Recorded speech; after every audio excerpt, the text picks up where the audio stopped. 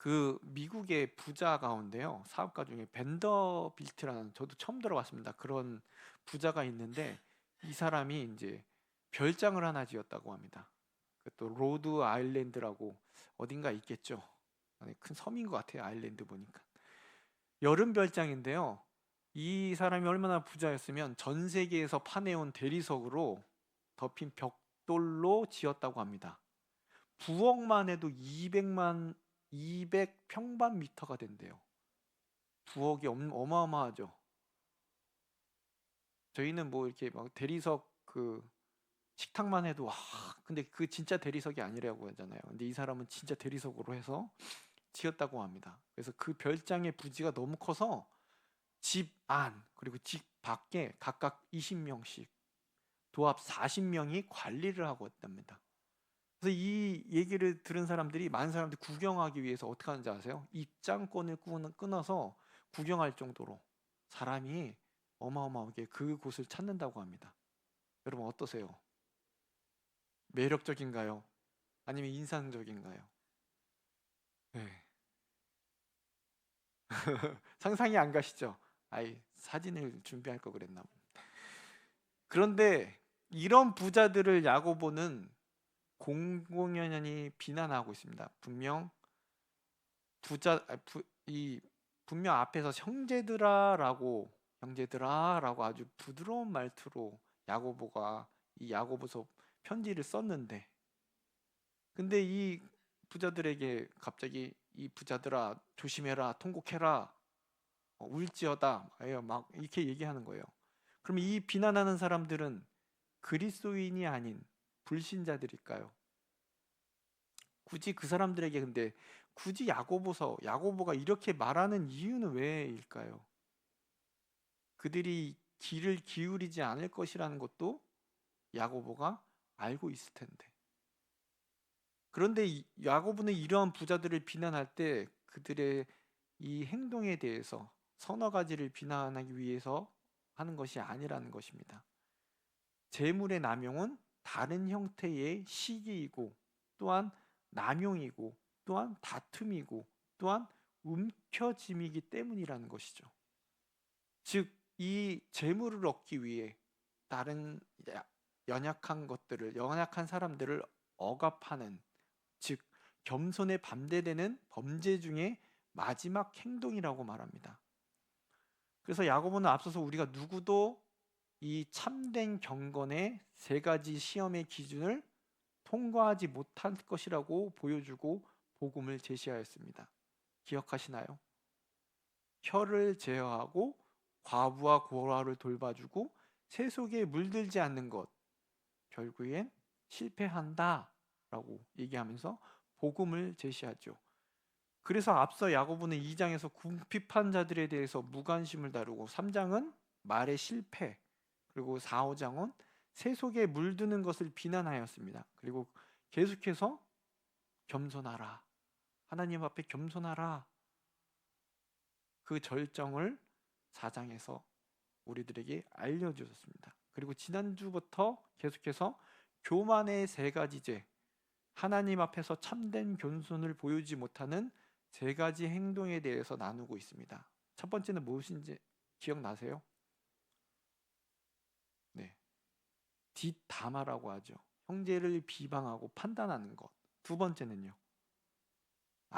내 딴에는 미래를 계획하는 거, 설계하는 거, 어리석은 일이라고 얘기하죠.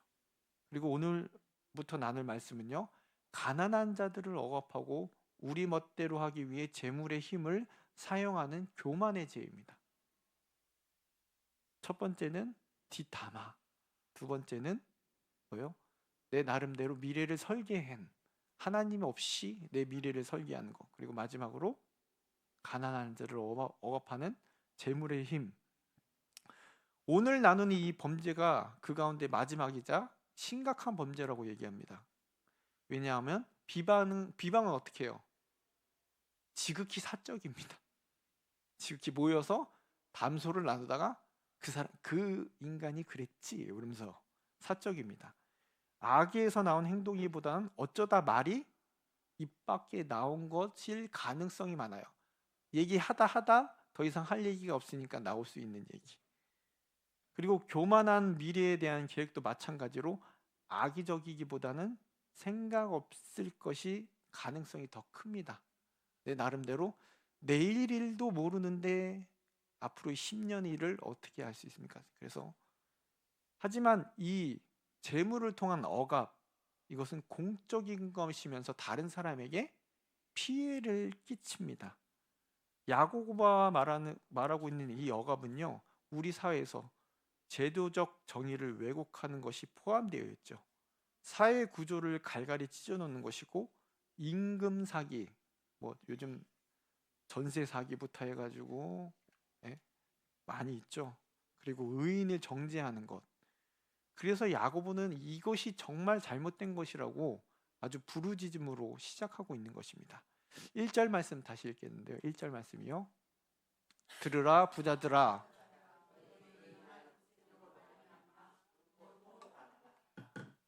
앞서 말했듯이 형제들에게, 즉 흩어져 있는 성도들에게 편지하고 있다고 우리가 1장 1절에 시작할 때 말씀을 나눴는데요. 그럼 부한 자들은 누구를 가리키는 것일까요? 부한 그리스도인일까요? 실상 예배나 교제를 위해 모인 성도들 외에 누가 이 야고보서, 이 야고보의 편지를 읽거나 듣겠습니까? 그리고 우리 역시 시대와 사회적인 집단의 유혹들을 받고 있진 않나요? 그래서 부한 그리스도인 역시 사회의 현상을 따라가다 보면 하나님의 정의와 형제라는 성경에 형제를 사랑하는 것에 대한 하나님의 말씀을 잊어버릴 수 있기 때문에 이와 같이 야고보서가 그 부한 그리스도인들에게 얘기하고 있지 않나. 왜요? 시대의 기준을 따르기 쉽기 때문에. 특히 그 시대의 부자들은 어떻습니까? 아까 얘기했듯이 의복과 땅을 쌓아놓고 보여주기를, 자랑하기를 많이 하죠. 이렇게 막 몇천만 원짜리 집 한 채 값인 시계를 끌고 다니지 않습니까? 차를 보여주면서 차가 몇 대다 하면서 많이 보셨죠?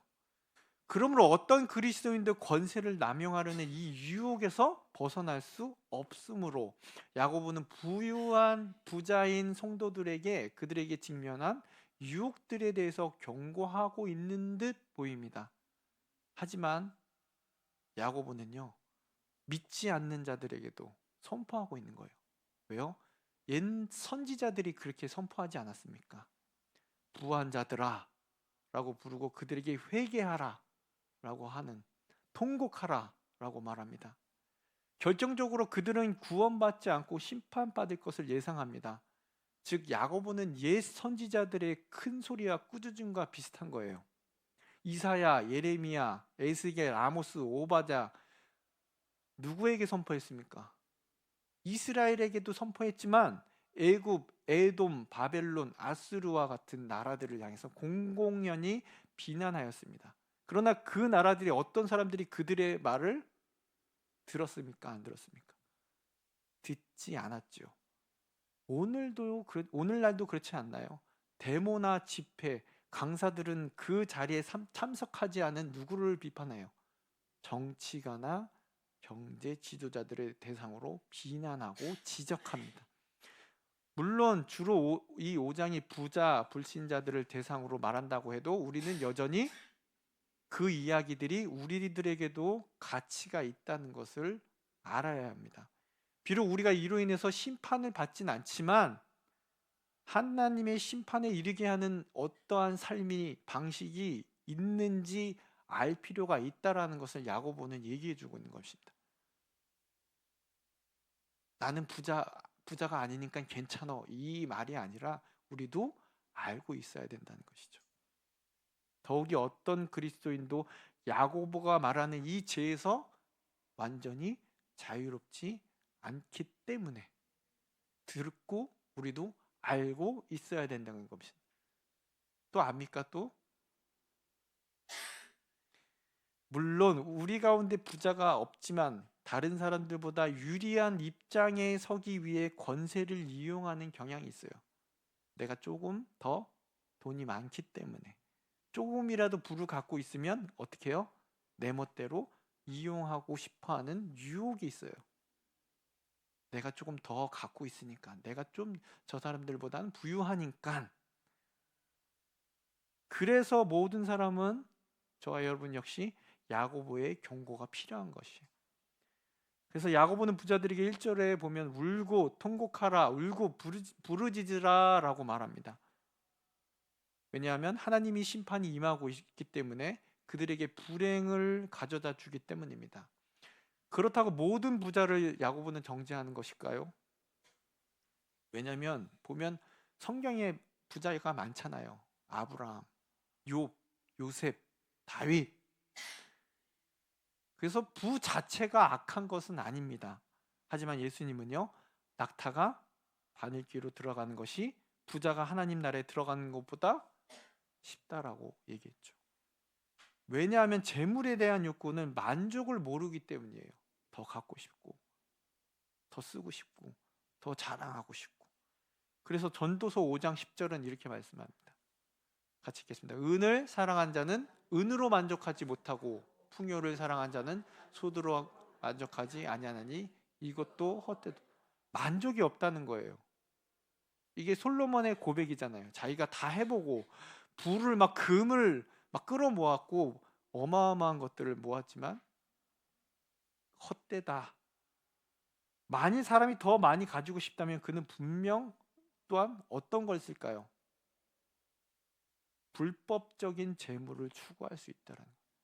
이 세상을 살아갈 때 정직함으로 부를 축적하는 것이 쉽지 않기 때문에, 그래서 나쁜 뒷거래를 하거나 좋지 않은 법에서 어긋난 일들을 하기 마련이라는 것입니다. 이렇듯 물질적 부는요, 영혼의 갈증을 일시적으로 해소합니다. 삶의 의미의 문제를 치료하기 위해 재물을 쌓는 것은 피로함의 문제를 해결하기 위해 커피를 마시는 것과 같다는 것이죠. 그것은 문제를 가릴 수는 있지만, 여러분, 커피가 치료할 수 있나요? 나의 피곤함을 잠시 잊게 해주는 거죠. 치료할 수는 없다는 것입니다. 마찬가지로 우리의 영혼의 갈증을 이 재물이 해결해 줄 수 없다는 것이죠. 부는 우리 삶의 의미를 추구하면서 충족할 수가 없습니다. 하지만 재물을 위해 살아가는 사람은 재물 자체가 아니라 그들의 재물이 부족한 것이 문제라고 결정짓습니다. 아직도 부족해. 더 벌어야 돼. 우리 딴에는 딱 그들을 바라볼 때 내가 저 정도면, 야, 저 정도의 2분의 1만 가지고 있어도 만족할 텐데, 실상 가지고 있으면 여러분 만족할까요? 2분의 1 이 정도 갖고 있으면 더. 하나님이 이것을 아시고요, 물질주의에 고발하기 위해서 이스라엘에 선지자들을 보냈습니다. 아모스는 화가 있을 거라고 경고했고요. 그 당시 이스라엘 백성들은 외면상 하나님께 속해 있을 뿐, 그들은 침상에서 게으르게 누워 있었고 고기를 개걸스럽게 먹고 한가하게 노래를 부르고 대접으로 포도주를 마시고 이스라엘의 죄에 대해서 슬퍼하지 않았다고 합니다. 그러므로 그로 인해서 심판에 끝날 것이라고 아모스 선지자가 외쳤습니다. 이와 같이 지금 한국교회 안에서도 표면상으로는 그리스도께 속해 있지만 많은 사람들에게 이와 같은 경고가 필요하지 않겠습니까? 물질적 재물은 일시적이고 덧없고 쉽게 손상됨으로 쌓아놓는 것은 무분별한 일입니다. 그러므로 물질주의자들은 그럼에도 불구하고 어떻습니까? 그들은 쌓아놓습니다. 돈이 그들의 신이라고 생각하기 때문에. 하지만 돈은 신이 아니므로 후일 재물을 저장하려는 계획들을 실패하고 말죠.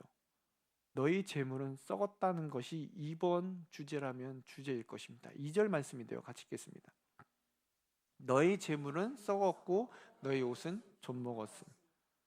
부자들의 옷은 좀이 먹고 그 문은 부식한다고 말합니다. 녹슨다는 얘기죠. 이것은 예수님과 이사야의 말을 반영한 야고보서의 말입니다. 녹과 존벌레를 인간 재물과 힘의 연약함과 무상함을 나타내는 비유로 사용하고 있습니다. 결국에는 헛된 것이죠. 다 없어지는 것들. 그래서 야고보는 3절에 이와 같이 말씀하고 있습니다. 같이 읽겠습니다.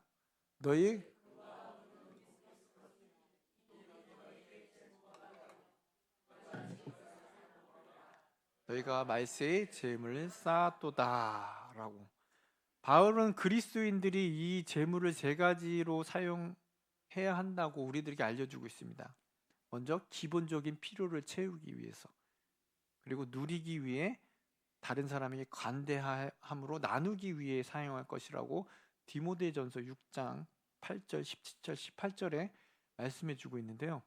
저축은 허용될 수 있지만 쌓아놓는 것은 이 세 가지 모두와 좀 모순된 이야기입니다. 왜냐하면 쌓아놓는 사람은 하나님보다 뭐를 더 믿기 때문에? 재물을 믿기 때문에. 통장의 잔고를 딱 보면서 마음의 안식을 막 살다가 괴로운 일이 있다가도 갑자기 통장을 꺼내서 그 액수를 딱 보면서 마음의 안정을 찾는 그런 모습을 보지 않으셨습니까? 일어날 수 있는 미래의 일들에 대해서 심각하게 곰곰이 생각을 하지만 믿음 없음으로 인해서 하나님의 심판에 대한 일들에 대해서 무시하는 행동이라는 것입니다. 쓸모없는 금속들은 그들의 살을 갉아먹을 것이라고 분명히 말하고, 말세 때 이것은 심각함으로 다가온다라고 야고보는 얘기해 주고 있는 것입니다. 심판이 다가오고 있다는 것은 바로 그것 때문이라도 사람들은 오늘날 어떻게 해야 될까요? 고아와 가부에 대해서 잘해줘야 되는 거예요. 아, 때가 다가왔으니 이와 같이 해야 되는 것을 야고보는 말하고 있는 것입니다. 가난한 사람들이 부르짖으며 그들의 부르짖음이 하나님 귀에 들린다고, 하나님 약자 편에 계신다고 이와 같이 우리들에게 얘기해 주고 있습니다. 야고보는 부자들에 대해서 이와 같이 불평합니다. 자신들의 일꾼들의 품삯을 속였기 때문에 지불하지만 지나치게 미룬 후에 지불하거나 합의한 것보다 적게 주는 경우, 나중에 줄게, 2달 뒤에 줄게, 지금도 있는 일 아닌가요? 공장에서 임금 체불, 아니면 자기가 일한 것보다 적게 주는 경우. 하지만 이로 인해서 노동자의 가족이 굶게 된다는 것을 그들은 염려하지 않는다는 것이에요. 부자들은 자신들을 막을 수 있는 것이 없다라고 생각합니다. 가난한 자들은 힘이 없는 것처럼 보이기 때문에, 세상에서 그런 이치로 그들이 살아가고 있기 때문에. 하지만 하나님은요, 약자의 소리를 듣고 예수님 또한 그들에게 복음을 전하고 그들을 섬기고 그들의 편에 서고 계시다는 것이죠. 한편으로는 부자들은 땅에서 사채하고 방종합니다. 5절 말씀인데요. 같이 읽겠습니다. 너희가 땅에서 사채하고 방종하여 살육의 날에 너희 마음을 살찌게 하였도다. 그들은 살육의 날에 마음에 살찌게 했습니다. 야고보가 여기서 쓰는 그 사치스럽게 지내다와 스스로 제멋대로 하다라는 동사입니다. 그래서 자신들의 쾌락을 위해 살고 살찌고 다른 사람들에게 관심이 없는 사람들을 묘사하고 있는 것이죠. 땅에서라는 말은 그들이 하늘에 계신 하나님에 대해서 아무것도 생각하지 않는다는 생각을 더해주는 것이죠. 결국엔 내 마음대로 살고 내 뜻대로 살고 저 어려운 사람들은 생각하지 않고, 또한 하나님 역시 내 생각에는 없다라고 사는 것이 바로 이 세상의 물질대로 살아가는 부자들의 삶이라는 것입니다. 그들은 이 세대의 쾌락을 위해 살고 가난한 자들에 대해서는 잊어버립니다. 성경은 부 자체를 비난한 적이 한 번도 없습니다. 하지만 이 세상의 쾌락을 위해 살아가는 사람들은 결국에 다음 세상에서 슬픔을 겪게 되리라고 종종 우리들에게 말씀하시죠. 살육의 날에는 부자들이 스스로를 먹는다라고 말합니다. 스스로를 살찌게 하고 있기 때문에.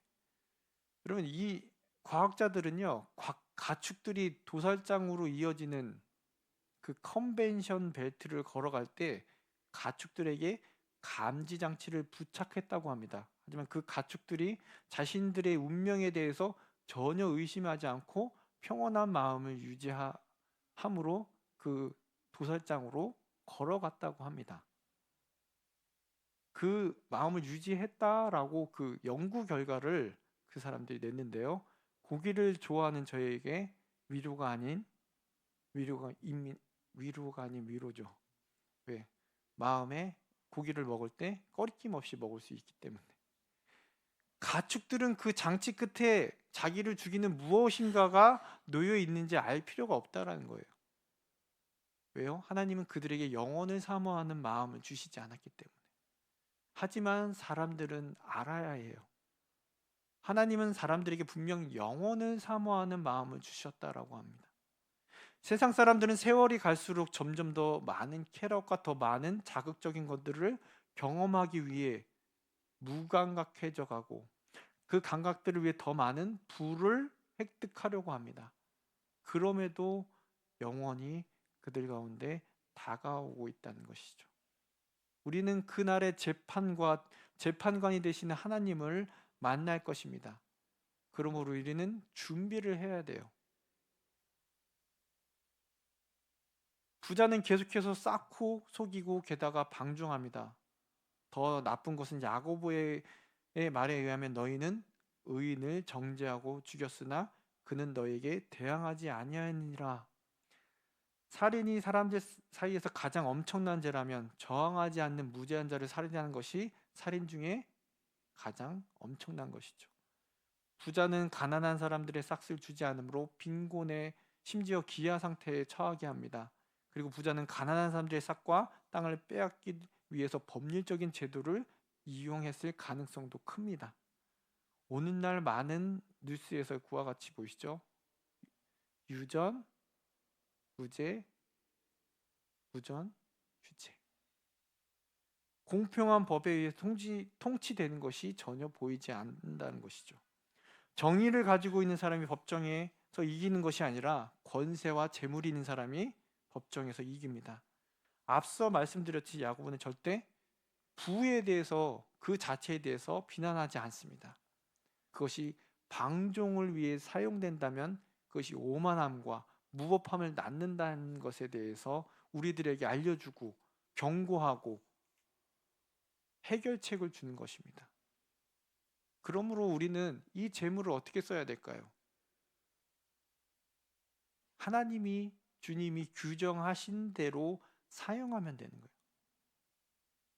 쌓아놓으면 될까요? 쌓아놓는 것은 낭비이기 때문에 쌓아놓지 말라고. 우리는 일부는 적절하게 누리기 위해 간직하고 미래를 위해 분별하게 저축하고 많은 부분을 주님과 주님 사역을 위해 드려야 한다라는 것이에요. 그러므로 우리는 야고보처럼 부자와 권세 있는 자들과 대결해야 됩니다. 하나님은 우리가 모든 죄에 대결하라고 명하셨기 때문에 우리의 해결책은 무엇입니까? 결국 우리의 눈을 우리의 꽂혀 있는 그 시선을 물질적인 것에서 하나님을 바라봐야 됩니다. 자꾸 내가 물질에 눈이 가 있으면 결국 이 세상의 부한자들과 다를 것이 없다는 것이죠. 그 눈을 위를 바라봐야 되는 것입니다. 말씀을 마무리하겠는데요. 야고보는 우리가 말세에 살고 있다고 말합니다. 우리는 살육의 날이 가까워지고 있다 말합니다. 주께서 가까우시면 주님의 강림이 가까워지고 있습니다. 성도는 믿음으로 그날을 준비하고 계속 준비된 채 있어야 합니다.